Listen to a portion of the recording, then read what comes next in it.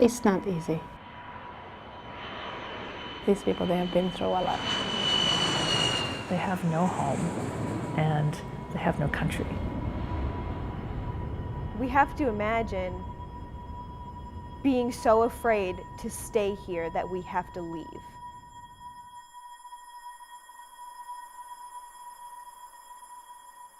Our own Bill Neely was there as they came ashore.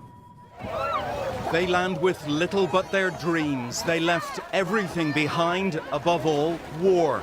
Their suffering About a clear. year ago, I was watching the news and in my bedroom, and I remember my husband came in, and I was just crying my eyes out, and he looked at me like I was insane. What is going on? And I was crying because I was watching these families on boats and these little kids dying. And I have kids, I have 3 children. And these families are doing this to save their children. Just like I would do, just like you would do, to save your family. And that's why I knew that I needed to get involved.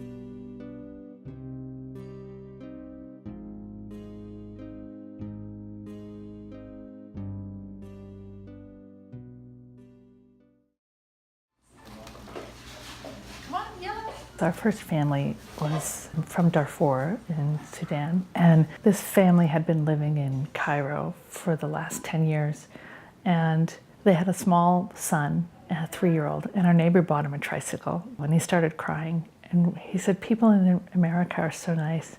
We're like, you know, some people are nice, but not everyone's nice. And he said, "People threw rocks at me in Cairo.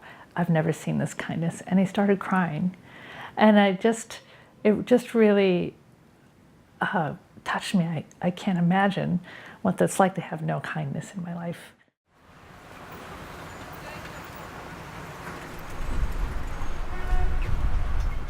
لما جيتوا هون شو أكتر إشي ساعدكوا عشان تتعودوا على الحياة؟ والله هي أول شيء جيتنا كانت صعبة، يعني كنا لسه ما بنعرف حدا وما في لغة يعني بصراحة يعني. You don't drive, you don't have a car, you have to go to school, you have to work, you take the bus. Always I will leave home around 7 in the morning and come back at 12 midnight every day in the winter. Yes. So that was difficult. And most of the refugees, they go through the same thing. Most of the time they need winter clothes and boots, because refugees, when they come here, most of them, they don't expect it to be as cold, because where most of them come from, it's very warm, so they come with warm clothes.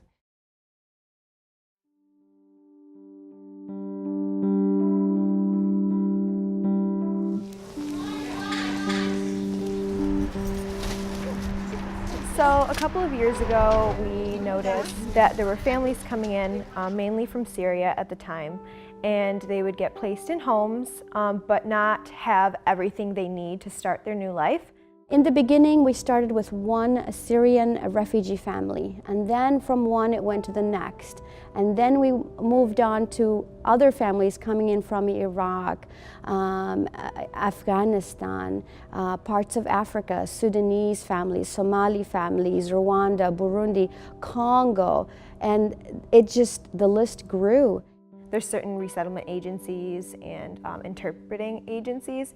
They would tell us, hey, there's this family that is in need of certain things. Do you think that you guys as community members could maybe put some things together, like furniture and clothes and kitchen items, anything that like new families need to get started?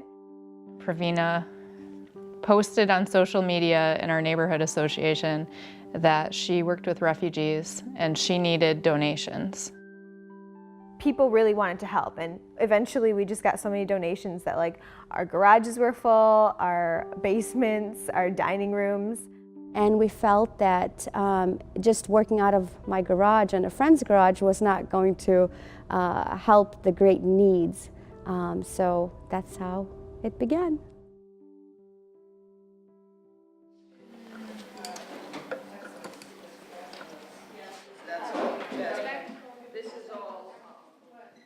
I volunteer and sport at West Michigan Community Relief.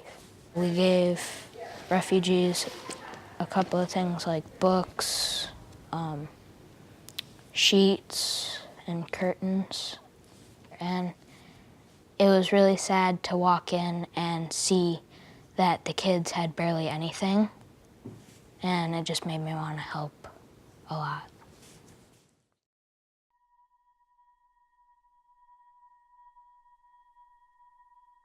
I literally try and think about what it would be like if I had to leave my home and my family and flee, hopefully to Canada or to Mexico, to get away from a government that's trying to kill me. I can't even fathom what that must be like. Some of the challenges that I think refugee families face when they get here obviously are being part of the community, having to communicate, learning how we live here is quite different than some other countries.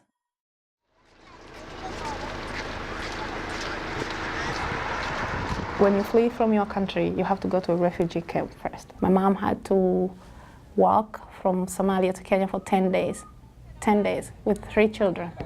The journey was long. It had like many people, but only like 10% survived to reach to Kenya. In there we stayed for years before we were accepted, to come to the USA.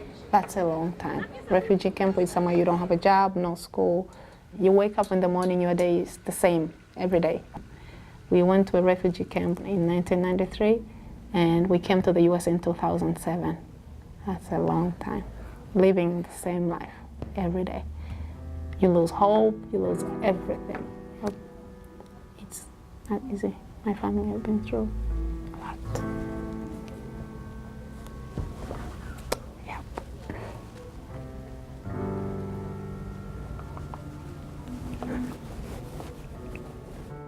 In Europe, we're now seeing anti-immigrant protests in the streets. And here at home, governors from more than half the states now want to close the door to Syrian refugees.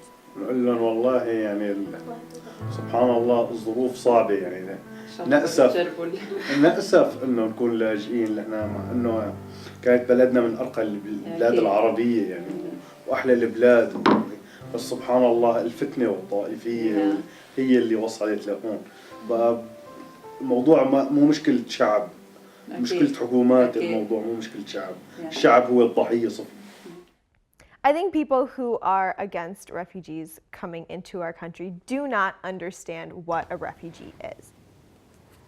They've said that when Muslims come into our country, all they do is blow people up. But I've seen these people, they're not bad. It kills me.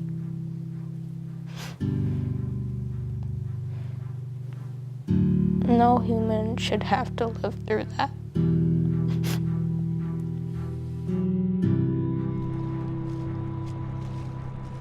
A refugee leave their country to come here for freedom. Like, people experience so much during war. Like in Somalia, there was war in 1991. My dad was stabbed with a knife in his hand, and my uncle was killed, 2 of them, in front of my mom. Yep, you don't speak about rape. That's normal. It gets to a point where it's normal. You see your daughter raped in front of you. You can't say anything. People have a gun, they will shoot you. So my mom said, this is enough.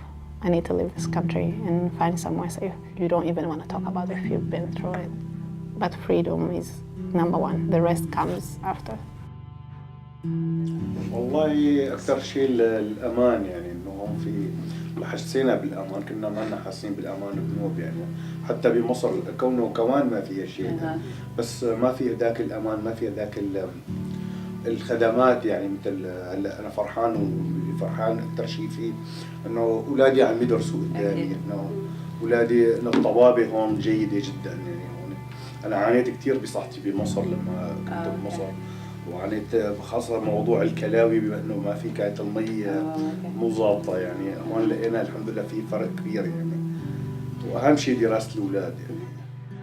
I think WMCR has impacted the community by demonstrating that compassion and giving transcend religion, faith, politics. There are women who are atheists, who are Muslim, who are Christian, who are involved with WMCR. And really it's just about being compassionate, and that's a beautiful model to demonstrate to the community. We have been able to give them new hope when they see furniture that's being given to them, all donated materials, pots and pans so they can cook and eat, clothing, socks so they can stay warm, boots, everything vital to just surviving initially. ساعدتنا تقريبا يعني اغلب فرش البيت كان تقريبا من يعني 90% كانت مساعده من 90% تقريبا مساعدات كانت منا. كانت حتى تساعدنا مثلا بوقت بدي اروح اجيب انا غراض، مثلا اذا بدي اجيب كانت هي الترانسبورتيشن تساعدني بالمواصلات، واي شيء مثلا كنا مثلا بدنا اياه، اي خدمه اي مساعده كانت ما تقصر معنا. We're allowing them to feel like human beings again. I grew up in Africa. I grew up partly in India and partly on the island of Papua New Guinea. So living in those different cultures has molded me to love and love every human, no matter where they're from. I've been able to learn so much while working with West Michigan Community Relief. I've learned about other cultures, other countries, other ways of life. I have made friends for life, and I don't think I will ever give up doing this. We have a real sense now of community, not just an international community, but a local community.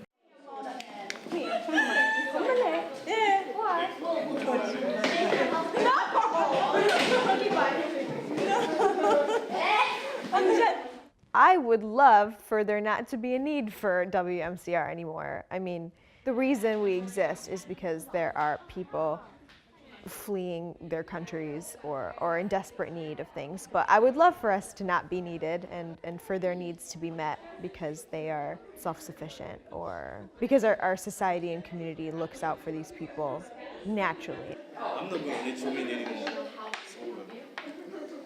Think about your mother or your grandmother and the house that she lives in and the life that she's built herself with her grandchildren, and think about what it would be like if somebody bombed her house and she literally had to run away in the middle of the night and she'll never see her grandchildren again. Just think about someone you love very much having to go through that, and open your heart and be compassionate. The people that come here, they have families just like you and me.